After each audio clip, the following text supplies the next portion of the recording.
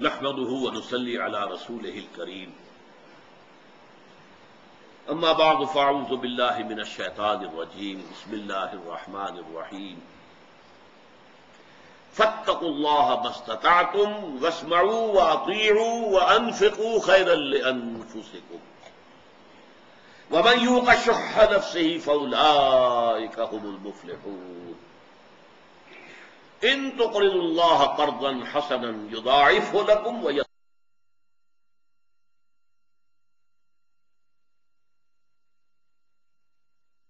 الحكيم صدق الله العظيم رب اشرح لي صدري ويسر لي امري واحلل عقدة من لساني يفقهوا قولي اللهم ربنا الهمنا رشدنا واعذنا من شرور انفسنا اللهم ارنا الحق حقا وارزقنا اتباعه وارنا الباطل باطلا وارزقنا اجتنابه آمین یا رب العالمین۔ سورہ تغابن میں جو پہلے میں نے عرض کیا تھا کہ پہلا رکوع 10 آیات پر مشتمل ہے، 7 آیات میں توحید، آخرت، معاد اس کا بیان ہے، نیریٹو، 3 میں ان کو ماننے کی دعوت ہے، فآمنوا باللہ ورسولہ والنور الذی انزلنا، بس ایمان لاؤ اللہ پر اور رسول پر اور اس نور پر کہ جو ہم نے نازل کیا۔ بعین ہی یہی تقسیم ہے دوسرے رکوع میں۔ 5 آیتوں میں ایمان کے نتائج، ثمرات، عواقب، ایک انڈیویجول کی حیثیت سے بھی اور دنیا میں مال و اسباب کے اندر گرے ہوئے ہونے اور رشتہ داریوں کے اندر جکڑے ہوئے ہونے کے اعتبار سے بھی ایمان کے نتیجے میں نقطۂ نظر میں کیا تبدیلی آنی چاہیے وہ ہم پڑھ چکے۔ اب کہا فاتقوا اللہ ما استطعتم، اب یہاں فا کا کلمہ پھر آ گیا، بس یعنی یہ تو حقائق ہیں، ان کو تم تبدیل نہیں کر سکتے، یہ حقائق ہیں، اپنی جگہ ہے، تمہاری عافیت اس میں ہے کہ اب اس کے مطابق عمل کرو۔ پہلی بات فاتقوا اللہ ما استطعتم، بس اللہ کا تقوی اختیار کرو جتنا بھی تمہارے حد امکان میں۔ تقوی کسے کہتے ہیں؟ ہمارے منتخب نصاب میں یہ لفظ ایک اصطلاح کے طور پر پہلی دفعہ آ رہا ہے۔ وقا یقین، وہ کہتے ہیں بچنا، بچانا، اسی سے بنا ہے وقنا عذاب النار، اے اللہ ہمیں بچا لے آگ کے عذاب سے۔ اس میں باب تفاعل بنتا ہے ابتقاء، واو اور تے جمع ہو جاتے ہیں تو ابتقاء، اتقاء کے معنی ہے بچنا، وقا بچانا، اتقاء خود بچنا۔ بدقسمتی سے اس کا جو ترجمہ ہمارے ہاں عام طور پر اردو تراجم میں ہے وہ ڈرو، اللہ سے ڈرو، یہ ترجمہ اچھا نہیں ہے، میں غلط نہیں کہتا، اچھا نہیں۔ اللہ تعالی کوئی خوفناک ہستی نہیں ہے، وہ تو رحیم ہے، ودود ہے، اللہ تعالی بندوں سے محبت کرتا ہے، الخلق و عیال اللہ، تمام مخلوقات اس کے کنبے کے مانند ہیں، لہذا وہ کوئی خوفناک شے نہیں ہے کہ ڈرا جائے۔ یہ ڈر کس طرح کا ہے؟ جیسے ایک سعادت مند بیٹا ڈرتا ہے کہ والد ناراض نہ ہو جائے، میں اپنے والد کے احساسات کو ٹھیس نہ پہنچا دوں، میرے والدین نے مجھ سے یہ توقعات وابستہ کر رکھی ہے، کہیں ایسا نہ ہو کہ میں ان کی امیدوں پر پانی پھیر دوں۔ یہ ڈر، یہ خوف، اس معنی میں اللہ کا ڈر بھی اگر لفظ استعمال کیا جائے تو غلط نہیں ہے، لیکن اصل میں اس کے معنی ہے اللہ کی نافرمانی سے بچنا۔ اللہ کی نافرمانی سے بچو گے تو اللہ کے عذاب سے بچو گے، آخرت میں اللہ تعالیٰ کے عذاب سے جہنم سے بچ جاؤ گے۔ اس کے ضمن میں بہترین تعبیر جو ہے حضرت ابی ابن کعب رضی اللہ تعالی عنہ، صحابہ میں سے، انصار میں سے ایک ایسے صحابی ہیں جن کے بارے میں حضور کی یہ سند ہے، اقرأہم ابی ابن کعب، میرے صحابہ میں قرآن کا سب سے بڑا عالم ابی ابن کعب ہے، رضی اللہ تعالی عنہ. تو حضرت عمر رضی اللہ تعالی عنہ کے عہد خلافت میں ان کی شورا کا اجلاس ہو رہا تھا. تو ایک مسئلہ کھڑا ہو گیا، ہاؤ ٹو ڈیفائن تقوی. تقوی کی ڈیفینیشن کیا ہوگی؟ تقوی کیسے کہتے ہیں؟ معین الفاظ میں تقوی کا مفہوم کیا ہے؟ تو بہت سے لوگوں نے اپنی اپنی رائے دی.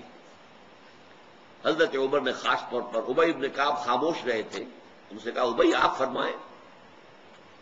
اب انہوں نے مثال دی کہ امیر المومنین، آپ جانتے ہیں کہ اگر کسی شخص کو کسی ایسے جنگل میں سے گزرنا پڑے جہاں خاردار جھاڑیاں ہوں، اوپر درخت ہیں نیچے جھاڑیاں ہیں. اب یہ میں اضافہ کر رہا ہوں، جھاڑیوں میں سانپ ہیں کیا نہیں ہے. پھر کوئی پگڈنڈی نہیں ہے، کوئی راستہ بنا ہوا نہیں ہے، جانا ہے آپ کو، گزرنا ہے.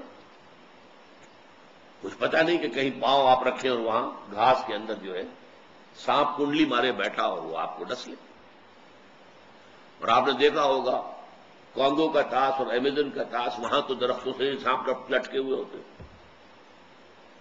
تو ایسے میں کیسے آدمی پھونک پھونک کر قدم رکھتا ہے، ہر طرف سے چوکس ہو کر، چوکنا ہو کر، کہیں میرا کپڑا کہیں کسی جھاڑی میں الجھ نہ جائے، کہیں میں کسی ایسی گھاس، لمبی گھاس کے اندر پاؤں نہ رکھوں کہ جس میں ہو سکتا ہے یا کسی موذی جانور کے بل میں میرا پاؤں چلا جائے، یا یہ کہ کوئی سانپ جو ہے.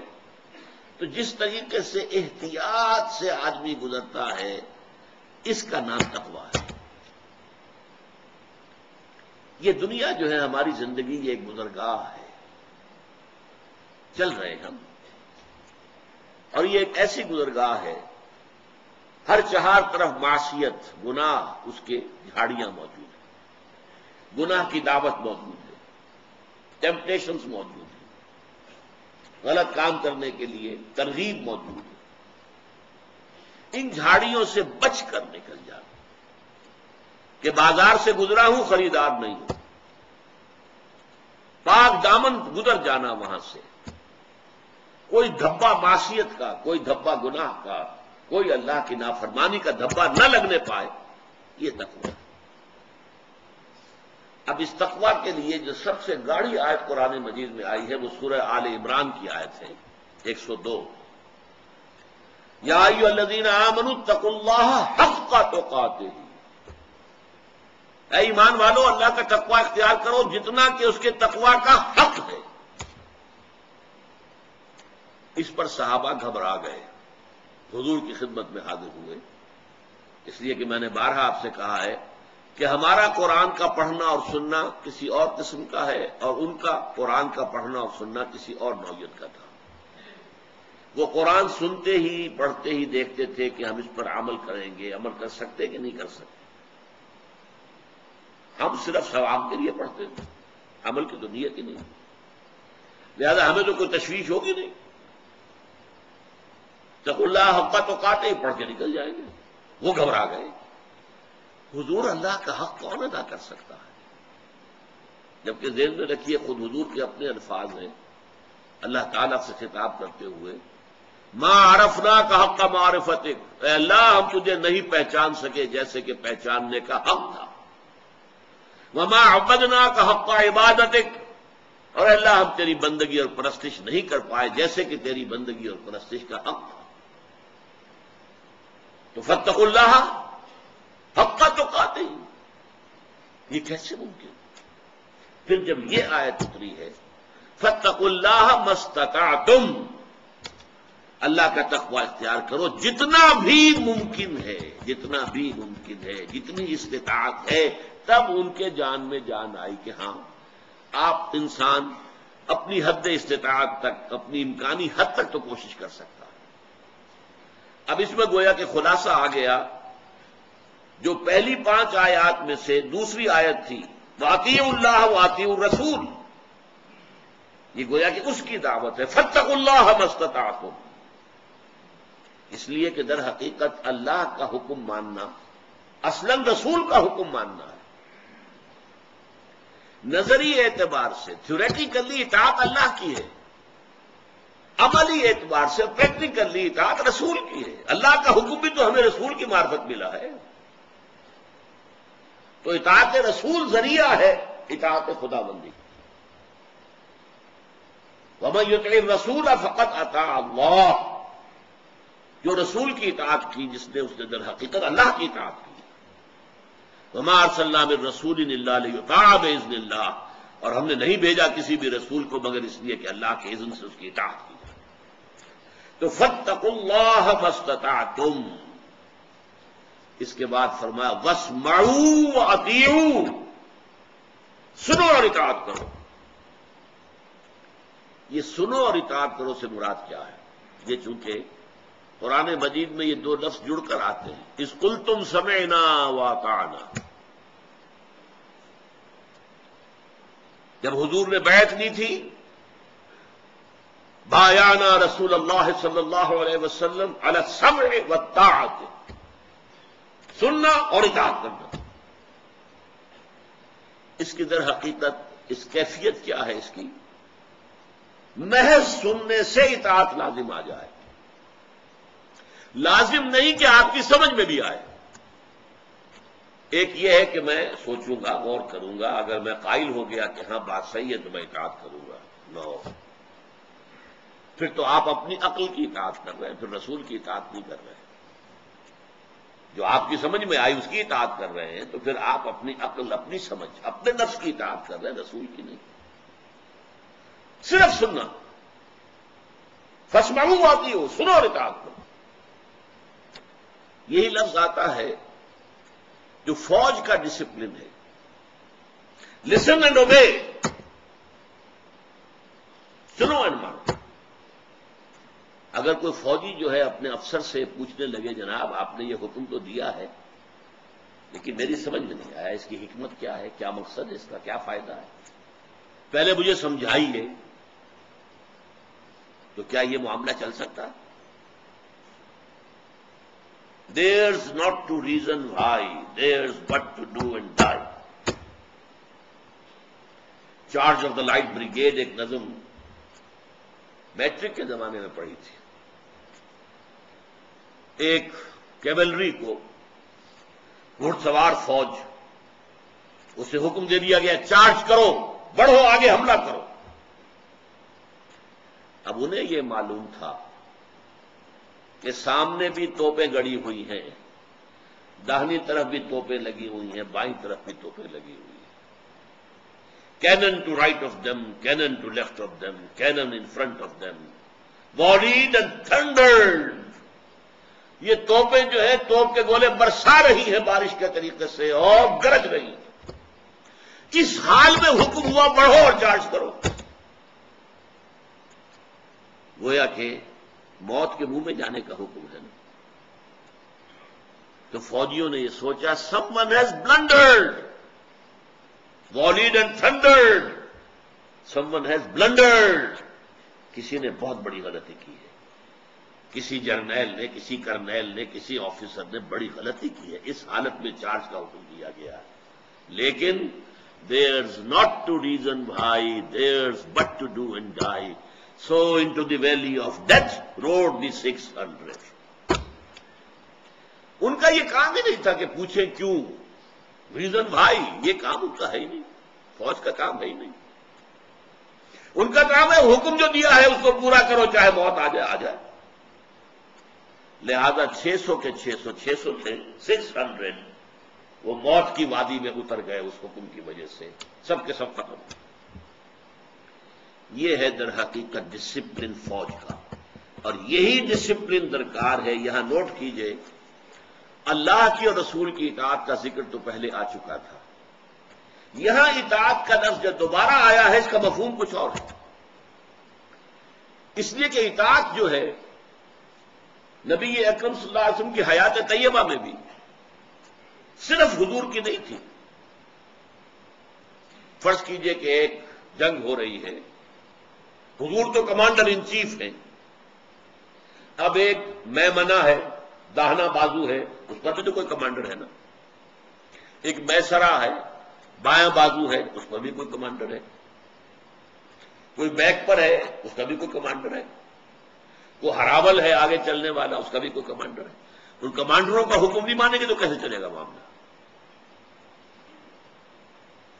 لہذا اس سے برانچنگ پروسیس، یہ جو اوبیڈینس ہے یہ تقسیم ہوتی جاتی ہے. کوئی جماعت ہے، اس کا ایک امیر ہے، ایک صوبے کے اندر اس کا صوبائی امیر ہے، ضلع میں کوئی ضلعی امیر ہے، تو اگر ان کی اطاعت نہیں کی جائے گی تو کام کیسے چلے گا؟ اسی لیے حضور نے فرمایا من اطاعنی فقد اطاع اللہ، جس نے میری اطاعت کی اس نے اللہ کی اطاعت کی. ومن عصانی فقد عصى اللہ، جس نے میری نافرمانی کی اس نے اللہ کی نافرمانی کی. ومن اطاع امیری، جس نے میرے مقرر کردہ امیر کی اطاعت کی فقد اطاعنی، اس نے میری اطاعت کی. ومن عصى امیری فقد عصانی، اور جس نے میرے معین کردہ امیر کی نافرمانی کی اس نے میری نافرمانی کی. So simple, clear. نظم جماعت ہو، فوج کا نظم ہو، کچھ بھی ہو. آپ کو معلوم ہے کہ غزوہ احد میں ایک لوکل کمانڈر کی خلاف ورزی کی گئی. تو 50 تیر انداز جو ایک درے پر مقرر کر دیے گئے تھے، حضور نے فرمایا تھا چاہے شکست ہو جائے، ہم سب مر جائیں، ہلاک ہو جائیں، اور تم دیکھو کہ پرندے ہمارا گوشت نوچ نوچ کر کھا رہے ہیں، تب بھی تم یہاں سے مت ہٹنا. ہوا یہ کہ فتح ہو گئی، کفار نے بھاگنا شروع کیا، مسلمان ان کا پیچھا کر رہے ہیں. یہاں اختلاف ہو گیا 50 میں. لوگوں نے کہا چلو، کمانڈر کہتے رہے عبداللہ ابن جحش رضی اللہ تعالی عنہ کہ نہیں، یہاں سے ہٹنے کی اجازت نہیں. تو انہوں نے تعویل کر لی حضور کے حکم کی. حضور نے شکست کی حالت میں کہا تھا اب تو فتح ہو گئی ہے. 35 of them disobeyed. They disobeyed the local commander. حضور کے قول کی تو انہوں نے تعویل کر لی کہ حضور نے شکست کی حالت میں فرمایا تھا، فتح کی حالت میں نہیں فرمایا تھا. اب فتح ہو گئی ہے. لہذا میں یہ کہتا ہوں کہ انہوں نے حضور کی نافرمانی نہیں کی، لیکن لوکل کمانڈر کی نافرمانی تو کی. وہ کہتے رہے نہیں نہیں نہیں. 35 چلے گئے، 15 رہ گئے. خالد ابن ولید تھے کفار اور مشرکین کے کیولری کے انچارج، گھوڑ سوار جو فوج تھی ان کی، اس کے کمانڈر. انہوں نے دیکھا وہ درہ خالی ہے جس پر کہ حضور نے کھڑا کیا. تو حضور کو معلوم تھا کہ یہ ہمارا ویک پوائنٹ ہے، سامنے دشمن ہے، یہ ہماری پیٹھ ہے. اگر اس درے سے ہمارے اوپر حملہ ہو جائے گا تو ہم تو چکی کے 2 پارٹوں میں آ جائیں گے. اس لیے کھڑا کیا تھا، اس لیے اتنی تاکید کی تھی. انہوں نے دیکھا درہ خالی ہے. انہوں نے پورے کوہ احد کا چکر لگا کر تیزی کے ساتھ گھوڑوں کے اوپر دوڑتے ہوئے اور پیچھے سے آ کر حملہ کیا ہے. اور وہ فتح جو ہے شکست میں بدل گئی. 15 کی 15 تو وہیں شہید ہو گئے فوراً. فوج گھوڑے آ رہے ہوں تو ایسے ہی سمجھیے ٹینک آ رہے ہیں. آج کیولری ٹینکوں کو کہتے ہیں نا، اب اس وقت کی وہ کیولری تھی. گھوڑا جس زور کے ساتھ آتا ہے تو پیادہ جو ہے کھڑا ہوا آدمی کے سامنے کیا حیثیت رکھتا ہے، تو زمین میں گرے گا اور پاؤں تلے کچلا جائے گا. پھر اس کے بعد شکست ہوئی، 70 شہید ہوئے. حضور جو ہے مجروح ہوئے، حضور پر غشی طاری ہوئی، اتنا خون آپ کا چلا گیا. یہ سب کچھ کس لیے ہوا؟ Disobedience of a local commander. تو یہ جو سم و طاعت کا نظام ہے یہ چلتا ہے درجہ بدرجہ. فاسمعوا واطیعوا، سنو اور اطاعت کرو. نمبر 3، یہ آیت بہت گمبھیر آیت ہے. وَأَنفِقُوا خَيْرًا لِأَنفُسِكُمْ، خرچ کرو، لگا دو، کھپا دو، صرف کر دو. خیرن یہاں دونوں معنی دے سکتا ہے. خیر دولت کو بھی کہتے ہیں. حب الخیر لشدید، اپنا مال، اپنی دولت جو ہے لگاؤ اللہ کے راستے میں. یہاں اصل میں پس منظر میں کیا ہے؟ اقامت دین کی جد و جہد، جہاد فی سبیل اللہ کے مراحل، جس میں حضور سپریم کمانڈر ہیں، لیکن مختلف فوجوں میں بعض اوقات حضور فوج بھیجتے تھے اور کسی فوج کو آپ کمانڈر بنا دیتے تھے. وہاں وہ ہے کہ جس کی اطاعت کی جائے گی، یا حضور کے ہوتے ہوئے داہنے بازو پر بائیں بازو پر جو بھی ہے ان کی اطاعت کی جائے گی. تو فاتقوا اللہ ما استطعتم، سب سے بڑی بات تو تقوی ہے. اللہ کا تقوی اختیار کرو جس حد تک بھی تمہارے لیے ممکن ہے. واسمعوا واطیعوا، لسن اینڈ اوبے، سنو اور اطاعت کرو. نو آرگیومنٹ. البتہ اس میں ایک استثناء ہے. حضور کا ہر حکم واجب التعمیل تھا، لیکن حضور کے قائم کردہ مقرر کردہ کسی امیر کا جو نبی نہیں ہے، ظاہر بات ہے امتی ہے، اس کا ہر حکم واجب التعمیل نہیں ہے۔ اگر وہ شریعت کے خلاف حکم دے نہیں مانا جائے گا، لیکن اگر آپ ثابت نہ کر سکیں کہ یہ شریعت کے خلاف ہے تو لازماً ماننا پڑے گا۔ The only exception is that you can prove کہ یہ حکم جو ہے یہ شریعت کے خلاف ہے۔ یہ بھی ایک واقعہ ہو گیا تھا، حضور نے ایک چھوٹا سا دستہ بھیجا کہیں کسی مہم پر، اس کے ایک کمانڈر بھی تھے، وہ تھے ذرا جلالی مزاج کے، حسین۔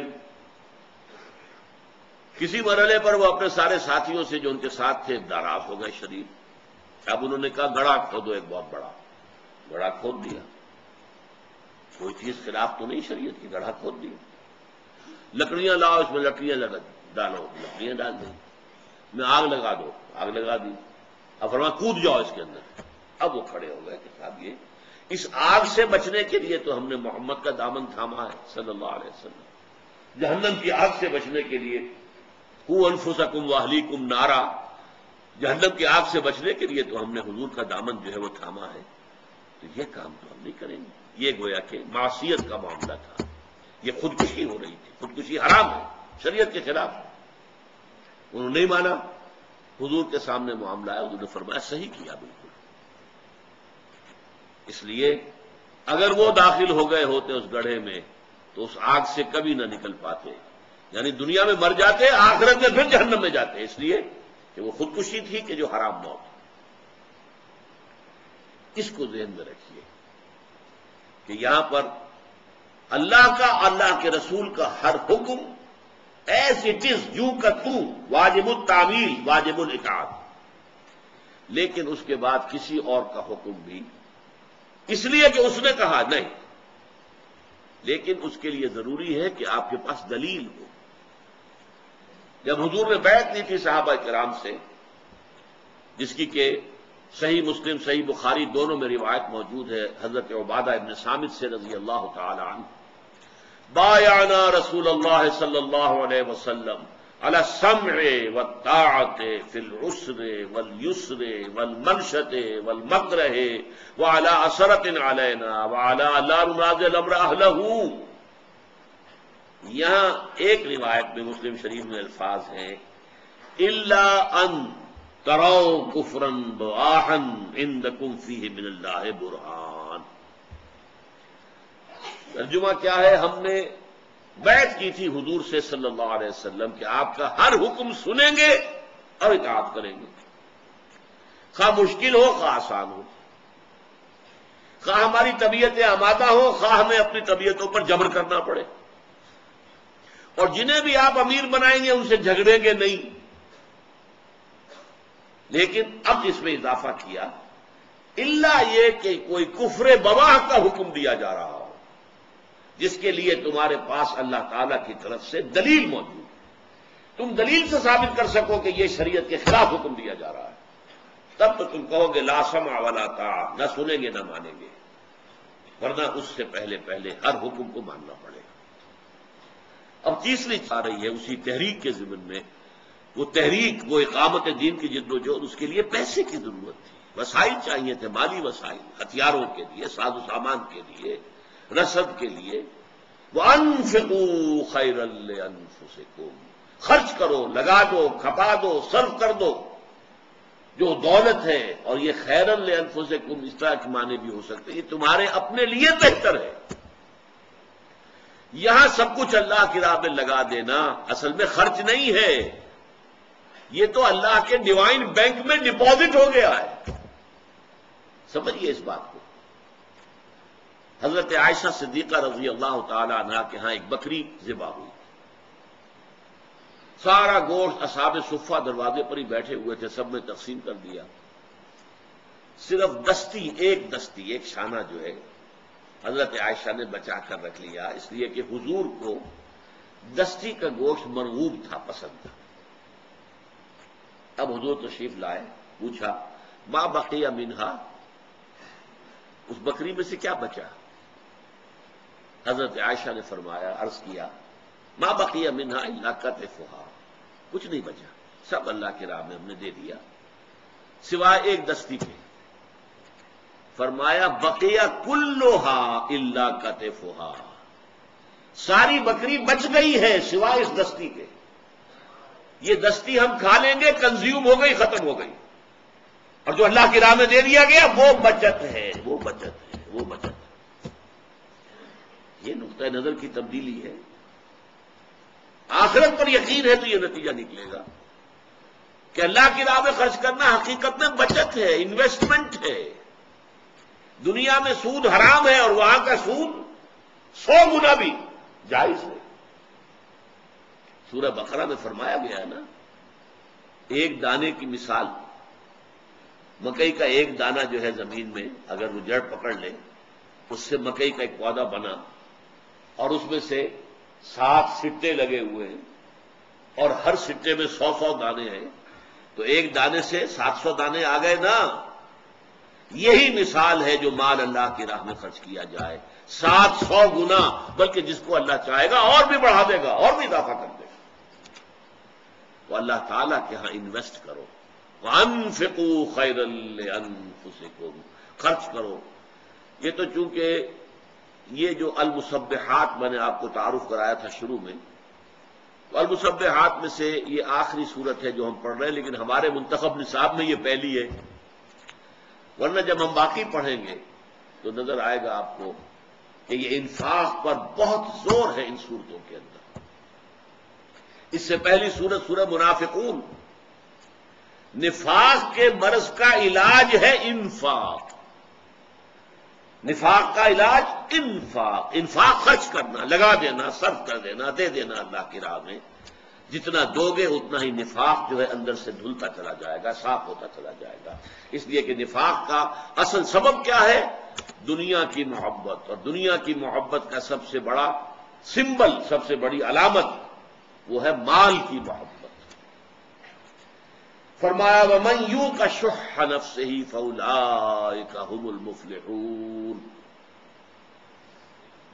اور جو اپنے نفس کے بخل اور لالچ سے بچا لیا گیا، مال تو انہ لحب الخیر لشدید، مال تو سب کو محبوب ہے، اسے تجوریوں میں سونا چاندی سنبھال کے رکھنے کو جی چاہتا ہے، اپنے ایسٹس، اپنے اینول جو بھی آپ کی بیلنس شیٹ بنتی ہے اس میں ایسٹس دیکھ کر خوشی ہوتی ہے، ایسٹس بڑھ گئے ہیں۔ لیکن فرمایا یہ جو لالچ ہے، یہ جو مال کی محبت ہے، یہ جو تمہاری طبیعت ان کے اندر بخل ہے، اگر اس سے بچ جاؤ گے، بچا لیے جاؤ گے، وَمَن یُوقَ شُحَّ نَفْسِهِ، جو بچا لیا گیا اپنے نفس کے لالچ سے، اپنے نفس کے اندر بخل جو ہے اس سے، فَأُولَٰئِکَ هُمُ الْمُفْلِحُونَ، تو وہی لوگ ہیں کہ جو فلاح پانے والے ہیں، کامیاب ہونے والے ہیں۔ فلاح کا مطلب کیا ہے؟ فلاح عربی زبان میں کہتے ہیں کسان کو، فلاح، فلاحین کی تحریک، کسان تحریک مصر کے اندر جو ہے فلاحین، تو فلاح کسے کہتے ہیں؟ زمین کی دھرتی، ہل چلتا ہے، دھرتی کو چیرتے ہیں اس کے سینے کو اور اس کے اندر بیج ڈالتے ہیں، پھر اس میں سے پودا نکلتا ہے۔ انسانی شخصیت جو ہے اس کی مثال بھی ایسی ہے۔ یہ در حقیقت اس خاکی وجود کے اندر ہمارا اصل روحانی وجود مضمر ہے۔ اس خاکی وجود کے خول کو پھاڑیں گے تو اندر سے روحانی وجود برآمد ہوگا۔ یہ ہے فلاح، روحانی شخصیت، انسان کی باطنی شخصیت، اس کا نشو و نما پانا، اس کا ترقی پانا۔ تو مفلحون جو لوگ کہ واقعتاً اپنی باطنی شخصیت، اپنی روحانی شخصیت کی ترقی اور اس کے میچور ہونے کا مقصد حاصل کر لیں گے، وہ وہی ہوں گے جو نفس کی، مال کی محبت سے بچا لیے جائیں۔ اب اس کے بعد فرمایا ان تقرضوا اللہ قرضا حسنا یضاعفہ لکم، میں نے عرض کیا تھا نا کہ یہ انفاق پر ان صورتوں میں بہت زور ہے۔ اگر تم اللہ کو قرض حسنہ دو گے تو اللہ تمہارے لیے دگنا چوگنا کرتا رہے گا۔ حالانکہ قرض حسنہ کسے کہتے ہیں دنیا میں؟ کہ آپ کوئی سود نہ لیں، اس پر کوئی اضافہ نہ چاہیں، اصل جو دیا ہے بس وہی واپسی کے امیدوار ہو، یہ قرض حسنہ ہے۔ قرض پر کوئی اضافہ ہے وہ سود ہے۔ کل قرض یجر منفعتا فہی ربا، جس قرض کے اوپر کوئی منفعت حاصل ہو گئی وہ ربا ہے۔ قرض حسن کیا ہے؟ بغیر کسی ربا، بغیر کسی سود، بغیر کسی اضافے کے صرف اصل جو زر ہے وہ واپس ملے۔ فلکم رؤوس اموالکم، سورہ بقرہ میں فرمایا تمہارے راس المال تمہیں واپس مل جائیں گے، سود ختم۔ ان تقرضوا اللہ قرضا حسنا، اگر تم اللہ کو قرض حسنہ دو گے یضاعف لکم، اللہ کا قرض حسنہ جو ہے وہ بڑھتا ہے، چڑھتا ہے، دگنا ہوتا ہے، جیسا کہ میں مثال دے چکا ہوں 700 گنا ہوتا ہے۔ اب اس میں ذرا نوٹ کر لیجئے، اللہ کی رضا جوئی کے لیے مال خرچ کرنے کے لیے کئی اصطلاحات ہیں۔ ایک صدقہ، صدقات، زکوٰۃ، اور ایک ہے یہ انفاق، اور ایک ہے اللہ کو قرض دینا۔ ان کے درمیان فرق کیا ہے؟ زکوٰۃ اور صدقات، ان دونوں کا اصل مقصد ہے غرباء، یتامى، مساکین، بیواؤں، حاجت مندوں، بیماروں، قرض مقروض لوگوں، ان کی مدد کرنا۔ یہ لوگوں کی مدد کے لیے، فقراء کی مدد کے لیے، غرباء کی مدد کے لیے، محتاجوں کی مدد کے لیے، وہ انسانوں کے لیے۔ زکوٰۃ بھی، زکوٰۃ کے جو 8 مصرف ہیں ان میں سے 7 یہ ہیں، ایک مصرف یا 2 ہیں، فی سبیل اللہ بھی ایک مصرف ہے، اور نمبر 2 یہ کہ جو زکوٰۃ کے نظام پر جو کارکن ہوں گے ان کی تنخواہیں بھی زکوٰۃ سے دی جا سکیں، عاملین علیہا۔ باقی فقراء، انما الصدقات للفقراء والمساکین، یہ ان کے لیے۔ تو زکوٰۃ اور صدقات کا اصل یہ ہے مصرف غرباء، یتامى، مساکین۔ انفاق اور قرض حسنہ اللہ کے لیے، کیا مطلب؟ اللہ کے دین کے لیے۔ ظاہر بات ہے اللہ تعالیٰ آپ سے، ویسے یہ کہ اسی قسم کی کسی آیت پر ایک صحابی حضرت طلحہ غالباً نام تھا رضی اللہ تعالی عنہ، انصاری تھے، وہ آئے، حضور اللہ قرض مانگتا ہے، اقرض اللہ قرضا حسنا، قرض دو اللہ کو، من ذا الذی یقرض اللہ قرضا حسنا۔ سورہ حدید میں فرمایا کون ہے وہ جو اللہ کو قرض حسنا دینے کو تیار ہو؟ حضور اللہ قرض مانگتا ہے؟ فرمایا ہاں۔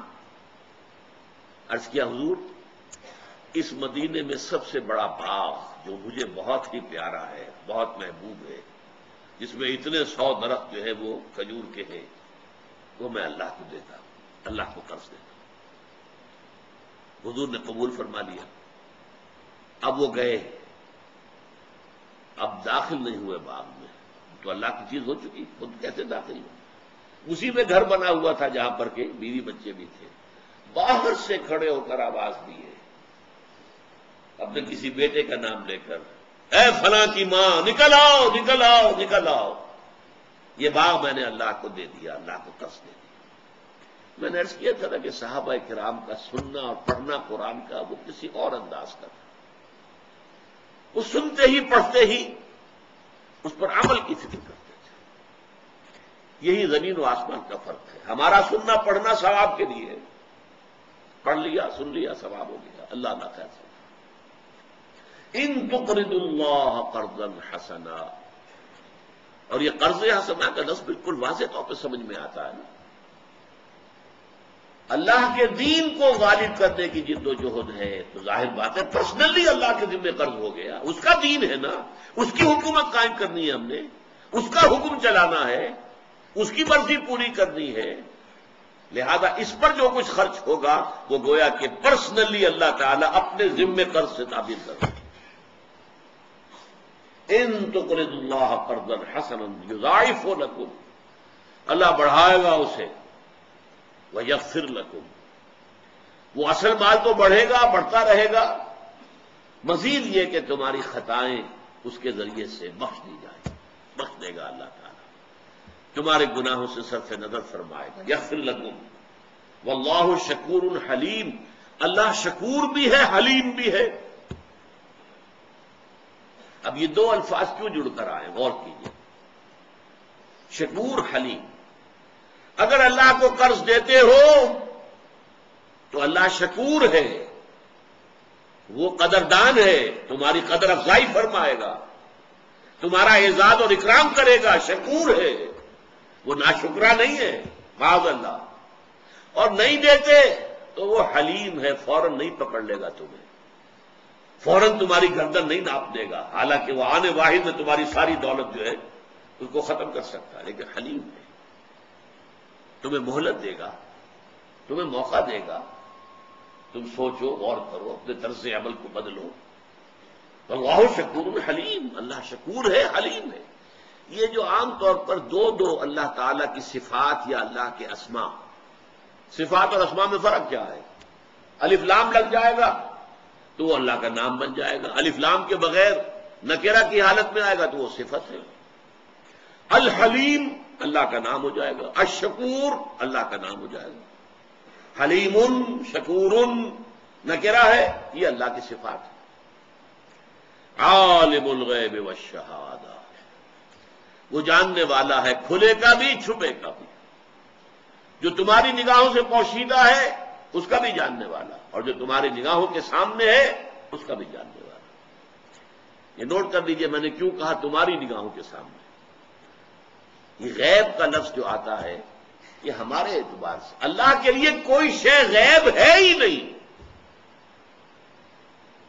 اللہ کے تو آنے واحد میں ہر شے اس کے سامنے موجود ہے، غیب کا کیا تصور؟ یہ ریلیٹو ٹرم جو ہے غیب، یہ ہمارے اعتبار سے، فرشتہ ہمارے لیے غیب کی شے ہے، جنت ہمارے لیے غیب کی شے ہے، دوزخ ہمارے لیے غیب کی شے ہے، یہ غیب نہیں۔ خود ذات باری تعالیٰ سب سے بڑا غیب ہے ہمارے لیے، یہ غیب ہے۔ اللہ کے سامنے ہر شے آنے واحد میں، ماضی حال اور مستقبل پورا کا پورا احاطہ کیے ہوئے اللہ کا علم جو ہے ہر آن مکمل ہے۔ لہذا یہاں عالم الغیب والشہادہ، وہ جاننے والا ہے غائب کا بھی، جو تمہاری نگاہوں سے غائب ہے، جسے تم نہیں دیکھ سکتے، جو تمہارے لیے انویزیبل ہے، اور شہادہ بھی جو تمہارے سامنے موجود ہے۔ العزیز الحکیم، جو بے انتہا اختیارات کا مالک ہے، العزیز جس کی اتھارٹی پر، جس کے اختیارات پر کوئی چیک اینڈ بیلنس نہ ہو۔ دیکھیے دنیا میں ہمارا کانسیپٹ کیا ہے؟ Authority tends to corrupt and absolute authority corrupts absolutely. یہ پولیٹیکل سائنس کا ایکسیم ہے، اصول ہے۔ جہاں اختیارات کا ارتکاز ہو جائے گا کرپشن کا اندیشہ بڑھ جائے گا، لہذا کوئی چیک اینڈ بیلنس ہونے چاہیے۔ اور ایبسولوٹ اتھارٹی ایسا اختیار جس کے اوپر کوئی چیک اینڈ بیلنس ہو ہی نہ، کرپٹ ایبسولوٹلی، وہ تو بالکل ہی کرپٹ ہو جائے گا۔ یہ ہے ہمارا دنیا کا اصول۔ اللہ ہے ایبسولوٹ اختیار رکھنے والا، ایبسولوٹ اتھارٹی، اس پر کسی کا چیک اینڈ بیلنس نہیں ہے، اسے کچھ کرنے کے لیے کسی سے منظوری نہیں لینی۔ قرآن مجید میں سورہ مومن میں ہے، وہ فرعون جو خدائی کا دعوے دار تھا، اس نے بھی حضرت موسیٰ علیہ السلام کو قتل کرنے کی تجویز پیش کی ہے، تو اپنے درباریوں سے اجازت چاہی، ضرونی اقتل موسیٰ، اب تم مجھے اجازت دے دو کہ میں موسیٰ کو قتل کر دوں علیہ الصلوۃ والسلام۔ حالانکہ وہ بادشاہی تو نہیں، خدائی کا دعوے۔ ابھی جو ناک رگڑی گئی ہے بش صاحب کی، کتنا زور لگایا ایڑی چوٹی کا کہ جو وہ چاہتے تھے وہ قرارداد جو سیکورٹی کونسل منظور کر لے، نہیں ہو سکا، بالآخر اسی کو نیچا دیکھنا پڑا۔ اس قرارداد میں کمی کی ہے، تب فرانس راضی ہوا ہے۔ وہ یہ چاہتا تھا کہ ایسی قرارداد ہو کہ اگر ہمارے انسپیکٹرز جو ہیں اسلحہ والے جا کر اگر کہہ دیں کہ ہمیں رکاوٹ ہو رہی ہے یہ کام نہیں کرنے، فوراً ہم حملہ کر دیں، پھر کسی اور ریزولوشن کی ضرورت نہ ہو، اسی ریزولوشن میں ہو کہ پھر فوراً حملہ کر دیا جائے گا. جبکہ اس کے ساتھیوں نے، اس کے الائز نے کہا نہیں، یہ غلط ہے. ہونا یہ چاہیے کہ اگر ان کی طرف سے رکاوٹ وغیرہ آئے تو پھر ہم دیکھیں گے، غور کریں گے، پھر کوئی ریزولوشن پاس کریں گے. یہ نہیں کہ اس کے نتیجے میں آٹومیٹیکلی آپ کو اختیار حاصل ہو جائے کہ آپ فوج کشی کر دیں، حملہ کر دیں. اور اتنی کوشش کی ہے، اتنے ڈپلومیٹک ایفرٹس کی ہیں.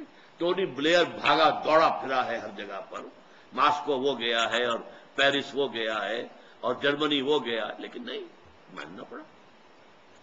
تو چاہے وہ کتنا ہی بڑا مختار مطلق اپنے آپ کو سمجھتا ہے، فرعون ہے آج کا، لیکن نہیں، یہاں تو کسی کے پاس بھی کتنے معاملات میں وہ سینٹ کا محتاج ہوتا ہے، سینٹ منظور نہ کرے تو صدر کا کوئی اختیار نہیں. حالانکہ اس وقت دنیا میں سب سے زیادہ با اختیار اور طاقتور انسان امریکہ کا صدر ہے، لیکن اس کے لیے بھی چیکس اینڈ بیلنسز ہے. کلنٹن کے بھی امپیچمنٹ ہونے لگی تھی، وہ تو بچ گیا، ورنہ امپیچمنٹ ہونے لگی تھی، وہ بھی صدر تھا. ہاں، اللہ کی ذات وہ ہے جس کے لیے کوئی چیکس اینڈ بیلنس نہیں. العزیز، اختیار مطلق کا مالک، لیکن الحکیم، اس کی حکمت بھی کامل ہے، لہذا اس کا اختیار مطلق حکمت کے ساتھ استعمال ہوتا ہے، وہ الٹپ استعمال نہیں ہوتا. یہی وجہ ان صورتوں میں یہ العزیز اور الحکیم، یہ دو اللہ کے اسماء جو ہیں بڑی تکرار کے ساتھ آئے، بار بار آئے ہیں، بار بار آئے ہیں. العزیز الحکیم، اختیارات مطلقہ کا مالک لیکن حکمت کاملہ کا مالک. اس کا اختیار مطلق اس کی حکمت کامل کے تحت استعمال ہوتا ہے، بلکہ تحت کا لفظ میں نے غلط استعمال کیا، اس کی حکمت کے ساتھ استعمال ہوتا ہے. اللہ کی تمام صفات انڈیپینڈنٹ اور مطلق ہے، کوئی صفت دوسری صفت کے تابع نہیں ہے. تو تحت کا لفظ زبان سے نکل گیا، اس لیے میں نے اصلاح کی، تحت نہیں بلکہ اس کا اختیار مطلق اس کی حکمت کاملہ کے ساتھ استعمال ہوتا ہے.